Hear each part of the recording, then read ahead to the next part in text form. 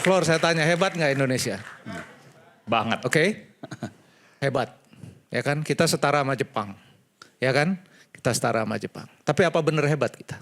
Saya 2026 kita lolos ke Piala Dunia. Lalu orang Malaysia, orang Thailand semua datang ke sini pengen belajar. Bagaimana Indonesia membangun sepak bola. Ternyata Liga 1 kita gitu-gitu aja. Tapi apakah mereka ini yang jumlahnya jutaan, talenta-talenta terbaik di Indonesia ini, apakah mereka masih punya kesempatan untuk menjadi pemain tim nasional? Kalau Anda, Pak Erick Thohir, terus melakukan pembinaan seperti yang sekarang. Mudah-mudahan transfer tadi knowledge-nya untuk pemain bisa ya. Kan di pelatih juga nggak ada rombongan pelatih Indonesia. Bagi ke asistennya. Oke. Kalau saya jangan lupa itu diperhatikan. Oke.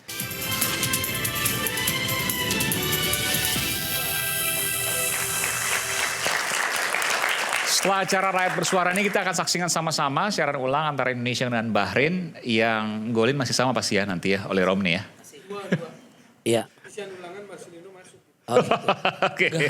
Makanya kata sebentar kalau nama tuh kan doa. Saya bilang orang tua itu. Makanya nama tuh harapan. Rome nih gol nih Rome nih. Makanya kan Marceli no. Elia no. Eliano 2 kali gitu. Ya mungkin Kalau gitu sekalian closing statement deh Bung Riko silakan. cocok logi ya. Harapan sama optimis harus. Tadi malam saya tidur pules banget. Biar kata pulang tengah malam dari GBK. Bedanya waktu tanggal 20 itu puasa seret banget kalah dihajar 5-1. Karena mau jelang beduk kan. Tapi optimis saya sependapat. Ini bicara optimis pesimis harus poin 3 atau ya antara 3 sampai 4 udah maksimal. 3 Cina kita sikat di sini. Saya lihat di sana juga kayaknya nggak maksimal. Cina kita menang. Ya. Jepang kita seri. Maksimal banget draw. Oke. Mau cadangan nggak ada urusan itu. Dan mudah-mudahan kalau lihat materi kayak main Cina kemarin di sana. Perubahannya menurut saya nggak terlalu signifikan lah. Dengan materi kita yang sudah beruji coba. Di pertandingan resmi. Uji cobanya kan kita lawan Australia lawan ini. Jadi lebih ngeblend menurut saya udah ketemu. Udah nggak berani bongkar pasangnya terlalu yang gimana-gimana, tinggal waktu yang agak jauh aja kali maju nih kata Om Anton tadi, Om Joy tadi bilang gimana ngumpulin lebih cepat pemain itu, jaga kondisi situasional. Tapi lawan Cina optimis lah, bahkan menangnya bisa lebih dari 1 feeling saya.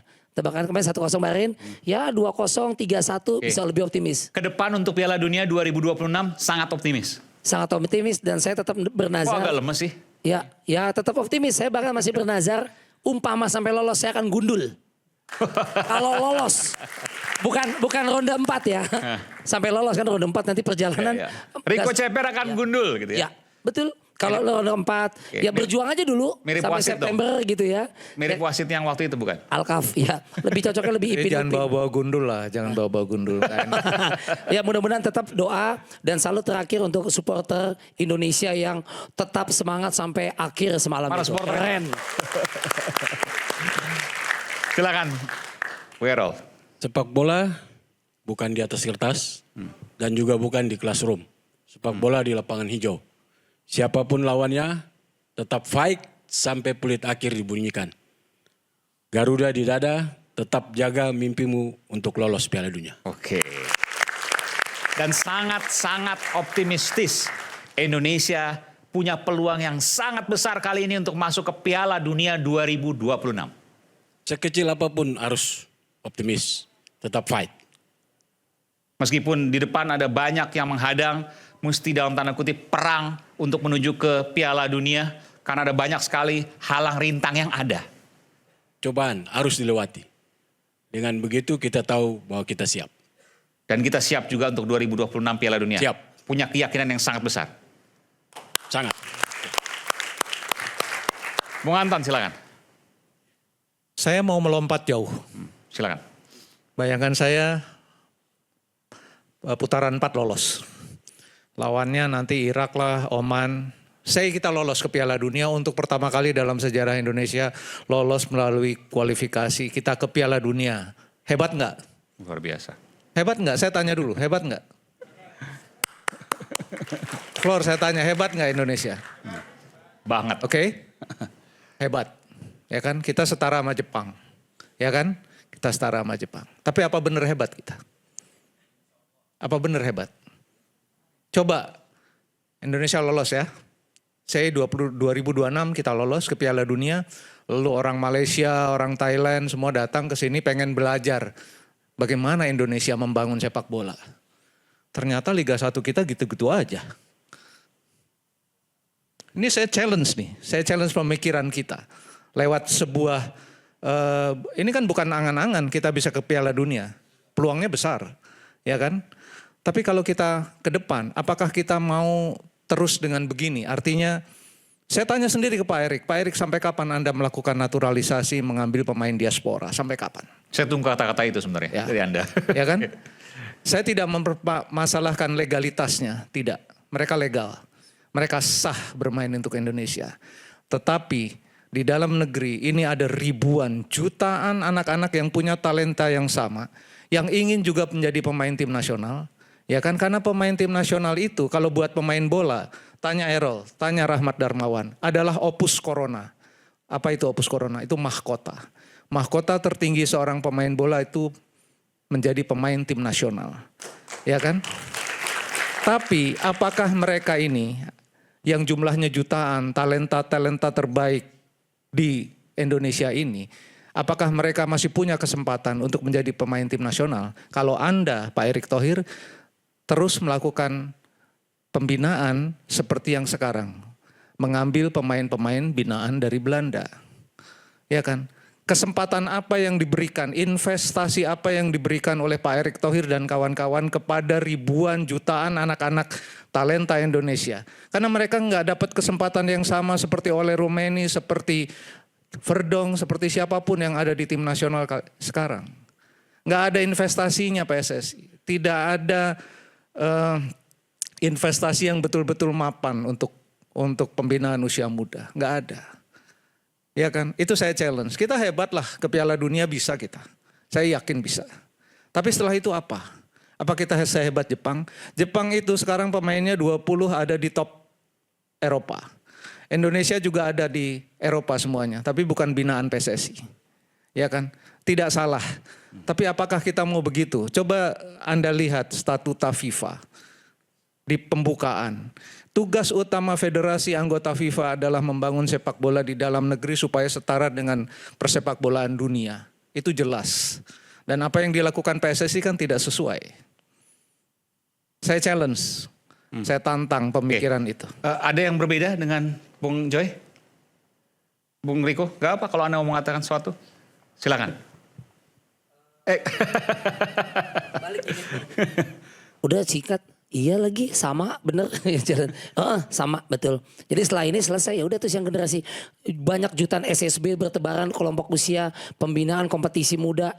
Terus gimana nih kalau stop umpama Bapak Ketua Umum selesai. Terus yang ini selesai. Oh iya terus menyisakan the next generationnya apa nih? Peluang-peluang tadi investasi. Anda sepakat ya? Iya. Anda sepakat juga?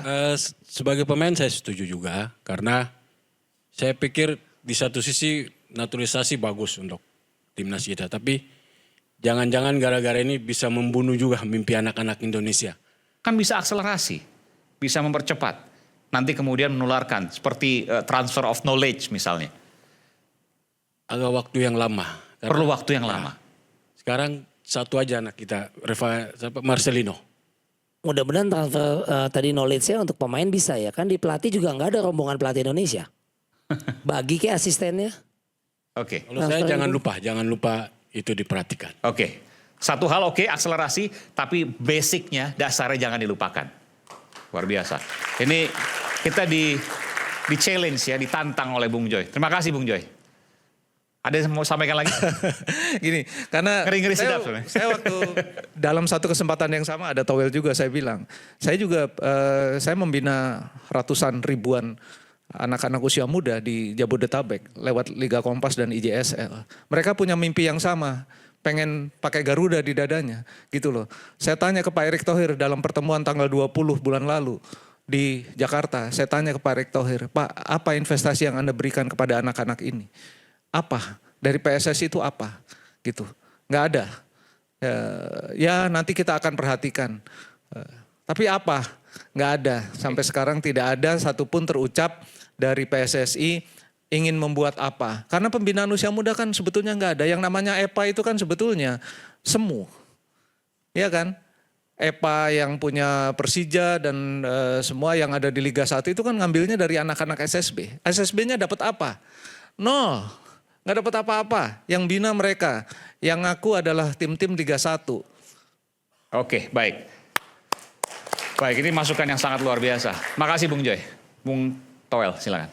Iya, hal senada sebetulnya sudah saya sampaikan sejak 2023 dan karena itulah saya dibully habis-habisan karena dianggap anti naturalisasi.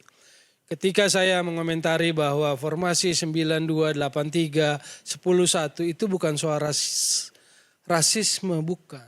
Bukan mau membedakan diskriminasi, naturalisasi dan lokal, bukan. Saya mau mengingatkan tentang membangun sepak bola, membangun tim nasional.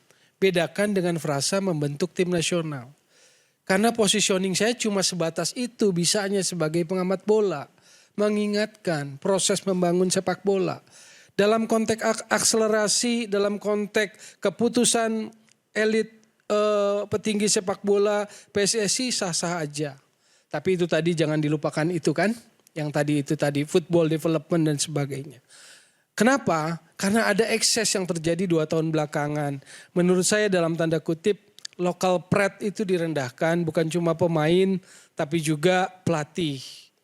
Dalam pembicaraan, dalam perbincangan sehari-hari di media sosial, local pride pemain itu direndahkan. Fisiknya jelek, nggak ada gizi, passing aja nggak bisa.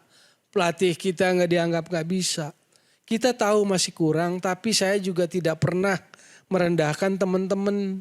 Sejak Errol Iba main, saya hafal bek kanan dia, saingannya Ismet Sofyan. Kalau mau keras temennya, sahabat karibnya di depan, Eli Eboy. Coach RD saya ingat sejak di Persikota gitu kan. Oke, sekarang balik. Semalam, saya bangga sekali sama yang namanya Rizky Ridho dan Marcelino. 9-2, formasi starter 11 pemain Indonesia 9-2 kemarin. Dan saya bangga sama Rizky Ridho sama Marcelino. Luar biasa saya bangga. Rizky Ridho interceptnya keren. Orang bilang Rizky Ridho bagus karena J.I. Jazz. Sebetulnya juga J.I. Jazz bagus karena Rizky Ridho. Interceptionnya bagus. Aduh luar biasa. Ada satu penyelamatan dia heading di depan gawang dia save kan sehingga kita nggak kebobolan. Rizky Ridho. Luar biasa. Jadi apa yang saya mau bilang dengan Rizky Ridho dan Marcelino. Bakat-bakat kita hebat. Sebetulnya bakat-bakat kita hebat. Bahwa kita perlu kerja rumah, akselerasi, membenahi kerja keras, iya. Kita butuh itu. Kompetisi kita butuh diperbaiki, professionally kita. Jadi 2 orang itu melegakan karena apa? Jangan lupa lo bakat kita hebat. Dan tahu romantisme saya waktu lihat semalam.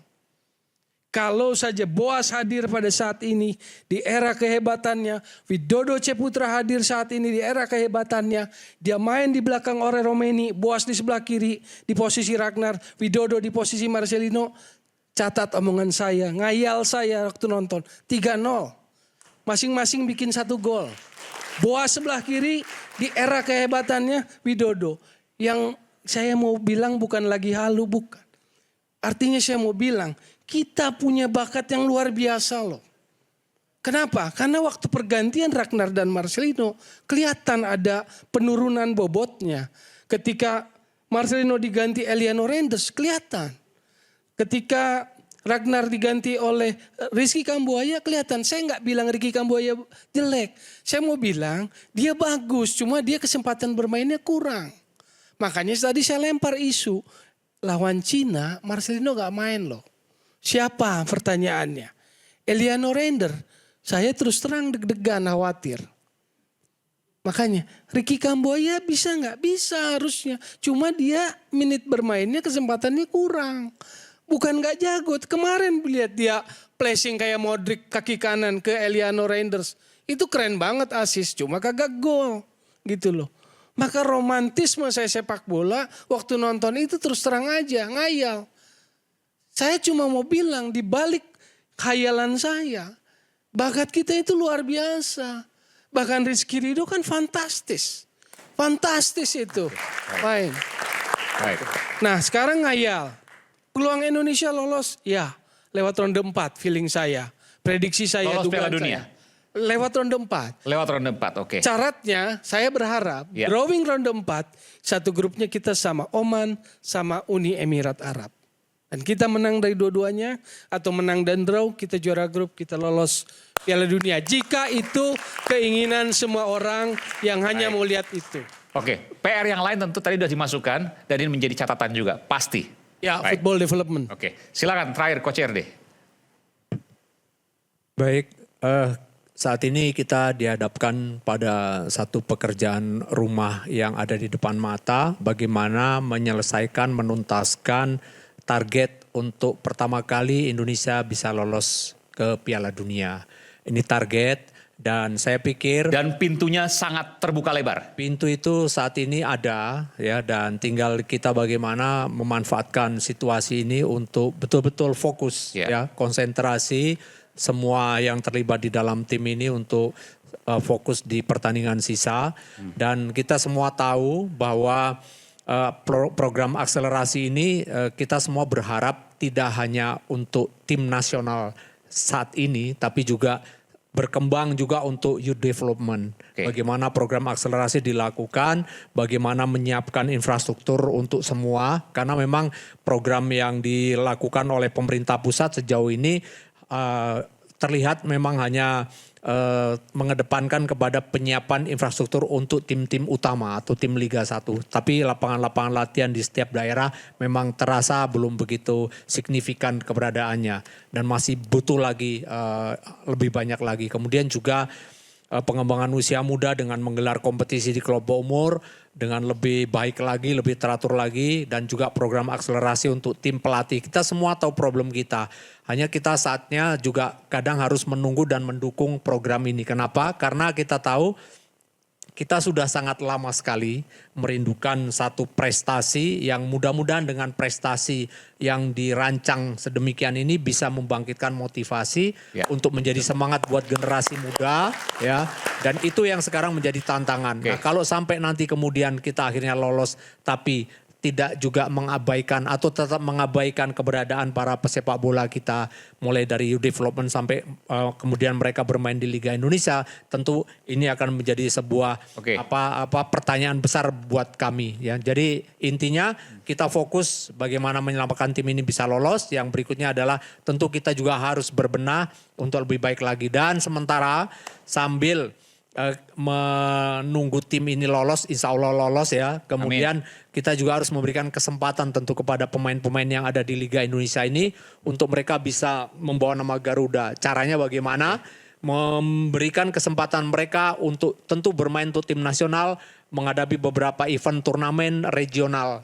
Contoh seperti Piala AFF atau SEA Games. Banyak Sehingga latihan, banyak sparring partner. Ya. Kesempatan mereka bisa dapatkan dan setelah itu mereka bisa masuk ke tim. Dan Baik. kita mampu untuk itu. Bahwa akselerasi adalah quick wins. Yep. Yang kemudian memunculkan motivasi. Tapi jangan pernah melupakan pembinaan dari bawah. Itu pesan penting. Bahwa akselerasi dari naturalisasi terjadi. Bahwa motivasi itu yang kita harapkan. Tapi pembinaan sekali lagi harus sangat 3 kali kita perhatikan. Dan Indonesia terus maju, Garuda di dadaku, tembus Piala Dunia. Kita sebutkan amin sama-sama. Dan kita berdoa sama-sama, Indonesia tembus 2026 Piala Dunia. Ini untuk kedua kali ya. Pertama kalinya bahkan. Di awal waktu itu kita sempat. Hindia oke, waktu itu tidak dihitung Indonesia. Tahun tim 1938 negaranya namanya Hindia Belanda. Maka perwakilan Hindia Belanda ya Indonesia sebenarnya. Tapi kita dijajah Belanda waktu itu. Kita belum, kita merdeka 45. Iya, oke. 30. Tapi orang-orangnya kan orang Indonesia waktu itu kan. No, campuran. Campuran juga, sekarang campuran juga soalnya. Yang nanti, maka kalau dengan nama Indonesia, maka ini pertama kalinya masuk ke Piala Dunia. Kita berdoa sama-sama dan kita yakin sama-sama dan ini menjadi motivasi kita dan ini menjadi pengembangan tonggak sepak bola Indonesia ke depan. Sampai jumpa di Rakyat Bersuara berikutnya. Hidup Indonesia, hidup Garuda.